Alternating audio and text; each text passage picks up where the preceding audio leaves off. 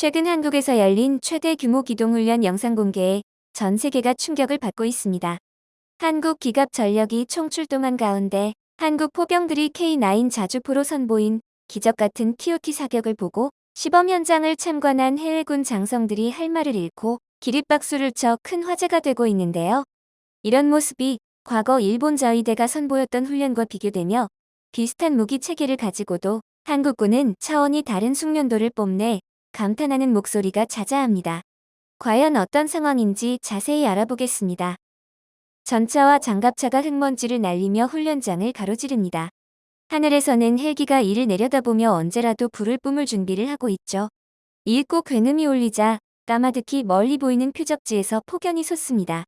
그리고 다음 순간 표적지뿐만 아니라 주변 일대가 수십 발의 포탄에 맞아 형체를 알아볼 수 없을 정도로 초토화됩니다. 대한민국이 방위산업전시회에서 선보인 기동화력 시범은 비단 국내의 군사 관계자들뿐만 아니라 해외 바이어들의 눈길도 사로잡는 장관이었습니다. 해외 25개국의 장성급 인사들이 망원경으로 포격 장면을 지켜보는 가운데 방산기업 관계자와 급한 대화를 나누는 이들도 있었고 자국의 무기와 한국 무기를 비교하는 모습도 찾아볼 수 있었습니다. 그런데 돌연 방문객들의 두 눈을 의심하게 하는 묘기가 벌어졌습니다. 바로 105mm 포탄의 폭발로 공중에 V자를 그린 것인데요. 아무것도 없던 공중에 갑자기 마치 누가 그린 것처럼 선명한 V자가 나타나는 것을 본 많은 이들이 경악을 금치 못했습니다. 특히 해외에서 한국을 처음 찾은 방산 관계자들은 상당한 충격을 받은 듯했죠. 오로지 철저히 훈련된 병사들과 통합 TOT 성능이 갖춰진 자주포로만 가능한 V자 포격 퍼포먼스는 포방부라는 별명이 괜히 있는 게 아니라는 것을 실감하게 해주었죠. 사실 이 TOT 퍼포먼스는 한국이 처음 선보인 것은 아닙니다. 시간차 사격한 포탄이 동시에 탄착하게 만드는 기술인 TOT는 예전부터 포병의 전력과 숙련도를 과시하기 위해 자주 시연되던 전술인데요. 일본도 육상자위대가 한국군을 따라한답시고 99식 자주포로 TOT 퍼포먼스를 선보이고는 했죠. 이들은 매년 후지 화력 연습에서 이 퍼포먼스를 하는데 바로 후지산을 배경으로 후지산 모양을 그리는 TOT 포격을 하는 것입니다. 하지만 공개된 영상만 봐도 뻔히 보이듯이 이들이 만든 후지산 모양은 크기도 너무 작고 어딘가 찌그러진 형상이라 수준이 너무 떨어지죠. 반쪽짜리 가짜 군대로 포에 미친 한국군을 따라하려다 보니 이들도 고생이 참 많을 것입니다. 에스토니아와 루마니아 등 동유럽을 포함한 전 세계에서 찾아온 군사 관계자들은 한국이 보여준 진짜 퍼포먼스를 보고 미소를 지었습니다. 그동안 자신들이 찾던 바로 그 무기가 두 눈앞에 있었기 때문이죠. 폴란드가 한국과 무기 거래 계약을 체결했을 때 많은 국가들은 폴란드가 발등에 불이 떨어진 나머지 무리수를 두는 것으로 판단했습니다. 그러나 훈련 현장에서 한국 무기가 보여준 승리의 V사인을 지켜본 군사 관계자들은 폴란드의 판단이 생각지도 못했던 신의 한 수였다는 것을 깨닫게 되었습니다. 그리고 서둘러 방산기업 관계자들을 만나 한국 무기 구입에 대해 진지한 토론을 나눴죠. 그 중에서도 특히 K2 전차가 지대한 관심을 받았습니다. 우크라이나 러시아 전쟁으로 전차가 전장에서 필수 불가결한 역할을 담당하고 있다는 것이 새삼 드러나면서 세계 각국은 강력한 전차의 필요성을 뼈저리게 통감했죠. 무인 드론과 최첨단 스마트 미사일이 난무하는 전쟁터에서 도리어 이들 무기에 취약할 것으로 보이던 전차 병력의 중요성이 증명되었기 때문입니다.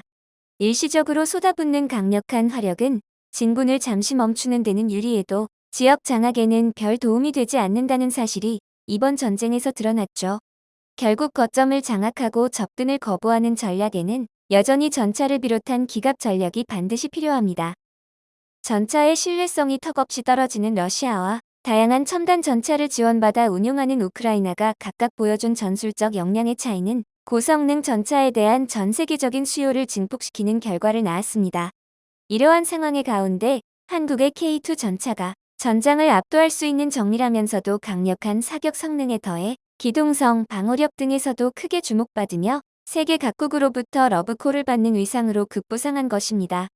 야로슬라프 나드 슬로바키아 국방장관은 이번 시연을 보고 한국 국방부에 직접 찾아와 K2 전차 수입과 관련한 내용을 이야기했고 빌리우스 세메스카리투아니아 국방예산차관도 회담을 열어 한국과 방산 분야 협력을 강화할 것을 선언했습니다.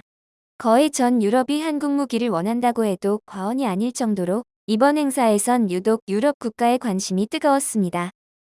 유럽이 러시아의 위협 때문에 한국 무기를 찾고 있듯이 아시아도 중국의 위협 때문에 한국의 힘에 기대려고 하고 있습니다. 중국과 국경을 직접 맞대고 있거나 이권 다툼으로 정신이 없는 메콩권의 동남아 국가들은 한국 방산의 오랜 고객이죠. 태국이나 필리핀, 말레이시아 등의 국가들은 사가는 금액이 크지는 않아도 도입한 한국 무기를 알차게 쓰고 성능에 감동받아 꾸준히 추가 구매하면서도 주변에 홍보까지 해주는 모범적인 손님들입니다. 게다가 놀랍게도 최근에는 대만까지 한국 무기에 눈길을 보내고 있다는데요. 대만은 이상하리만치 일본을 좋아하는 데다가 한국의 은근한 패배의식도 느끼고 있어 틈만 나면 한국에게 시비를 걸고 낮춰보기 일쑤였죠. 그런데 이런 대만이 중국의 칼날이 목젖을 겨누오자 자존심도 버리고 한국 무기를 찾는다는 것입니다. 얼마 전 대만은 미국 전차 수입을 결정하며 본격적인 양안 전쟁 대비에 들어갔습니다.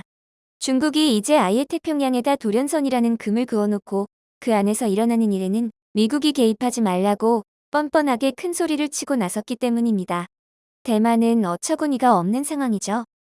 국가로 인정받지 못하는 것은 둘째치고 본격적인 침공을 당하더라도 미국의 지원을 받지 못하게 된다면 대만이 중국을 상대로 잠시라도 버틸 수 있는 방법은 존재하지 않습니다. 그래서 허겁지겁 미국의 도움을 요청해 전차를 사온 것인데요. 그런데 사다 놓고 보니 구매한 전차의 상태가 심각하다는 사실을 알게 되었습니다. 2019년 미국과의 협상을 통해 도입한 M1A2 에이브럼스 전차의 대만형인 M1A2T 전차에는 약 2조 6천억 원의 예산이 들어갔는데요. 그런데 막상 도입을 하고 실전 배치를 하려고 보니 문제점이 속속 밝혀졌습니다.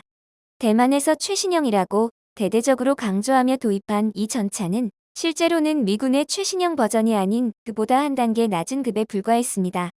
미군의 최신 사양은 M1A2 SEP V3 버전이지만 대만행 전차는 V2 버전이었죠. 2007년 처음 등장한 V2 버전은 중국이 주력으로 쓰는 전차인 96식과 99식 전차에 비해서 부족한 것이 사실입니다. 그리고 포탄에 있어서도 결격 사유가 있었습니다. 미군은 M1A2 전차의 주포로 열화우라늄탄을 사용했습니다. 그러나 대만으로 수출되는 M1A2T 모델은 사정이 다릅니다. M1A2T는 열화우라늄탄이 아니라 텅스텐 탄자를 쓰는 수출용 포탄을 사용하는데요. 이것이 열화우라늄탄에 비해 관통력이 현저히 떨어지는 하위호환에 불과했기 때문입니다. 미 국방부 국방안보협력국 DSCA가 공개한 자료에 따르면 M1A2T 전차용 텅스텐 탄자 KWA-1 포탄은 2000m 거리에서 590mm 정도밖에 관통하지 못합니다. 이래서는 전면 장갑 두께가 최소 650mm인 중국의 96식 전차를 뚫을 수가 없죠. 직접적인 대결이 성사된 적이 없어 실성능이 불명이고 중국이 상습적으로 무기 성능을 부풀려서 공개해왔다는 점을 감안하면 이러한 가정이 완벽하지는 않겠지만 만에 하나라도 이것이 사실일 경우엔 대만은 미국에게서 전차를 사기당한 것이나 마찬가지입니다. 2조가 넘는 비싼 돈을 들여 수입을 했음에도 불구하고 중국의 주력 전차에 제대로 된 타격을 줄 수가 없는 다운그레이드 버전 전차를 가져온 셈이기 때문이죠. 중국의 전차 병력에 대응할 방도를 잃어버린 대만의 차이잉원 총통을 비롯해 미국의 전차 수입에 열을 냈던 다른 국가들 역시 이를 보고 당혹감을 감추지 못했다고 합니다. 결국 대만은 미국 무기가 아닌 플랜 B를 강구하게 되는데요. 그러나 세계 정세가 어지러워지면서 어느 나라건 너나 할 것 없이 전쟁 준비에 한창인 가운데 요구 스펙과 적당한 가격 그리고 정확한 납기일을 맞출 수 있는 국가가 눈 씻고 찾아봐도 전 세계에서 한국밖에는 없는 상황. 게다가 폴란드의 K2 전차 수입으로 한국 무기에 대한 전 세계적인 관심이 높아진 가운데 줄이 밀리면 이마저도 제때받지 못할 수 있는 가능성이 커지자 대만은 결국 한국 방산의 번호표를 뽑아가야 할지 진지하게 고민하기 시작했습니다. 이미 에스토니아, 루마니아, 폴란드, 필리핀 등 셀 수 없는 국가들이 한국 무기 구입을 위해 줄을 늘어선 가운데 방산 강국 미국 역시 한국의 전차를 눈여겨보고 있는데요. 미국산 전차들은 성능은 뛰어난 대신에 가격이 너무 비싸서 타산이 맞질 않아 작전 수행에 있어 제약이 있을 때가 많습니다. 천문학적인 돈을 들여 만든 전차를 투입하기에는 너무 위험하면서도 정작 이득은 별로 없는 전장이 세상에는 얼마든지 있죠. 이에 부담 없이 어떤 작전에든 투입할 수 있는 범용성 높은 전차를 미국 역시 찾고 있는 것입니다. 이제는 전 세계 거의 모든 나라가 찾고 있다고 해도 과언이 아닌 한국의 무기. 한국은 마침내 기술력을 바탕으로 국익을 따져서 줄에 늘어선 많은 나라 중 누구를 도와줄지 고를 수 있는 힘을 갖게 되었습니다. 대만도 당장의 영토를 지키고 싶다면 한국한테 잘 보일 필요가 있다는 것을 깨닫고 있죠. 이번 화력 훈련의 모습은 한국에 선택받고 싶은 나라들이 모여서 서로 더 나은 조건을 어필하는 자리였다고도 볼 수 있습니다. 모쪼록 한국이 현명한 선택으로 국익을 챙기는 동시에 세계 평화에 기여할 수 있길 기원해 보겠습니다.